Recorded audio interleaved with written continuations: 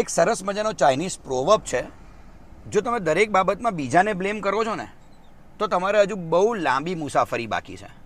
જો તમે દરેક બાબતમાં પોતાની જાતને બ્લેમ કરો છો તો તમે લગભગ અડધે રસ્તે પહોંચી ગયા છો. પણ જો તમે કોઈ પણ બાબતમાં કોઈને પણ બ્લેમ નથી કરતા ને તો સમજી લો તમે તમારી મંઝિલ સુધી પહોંચી ગયા છો. તમારા સપના હવે તમે આરામથી સાકાર કરી શકશો. તો તમે આ 3 કેટેગરીમાંથી કઈ કેટેગરીમાં આવો છો? એક સરસ મજાનો ચાઇનીઝ પ્રોવર્બ છે, જો તમે દરેક બાબતમાં બીજાને બ્લેમ કરો છો ને તો તમારે હજુ બહુ લાંબી મુસાફરી બાકી છે.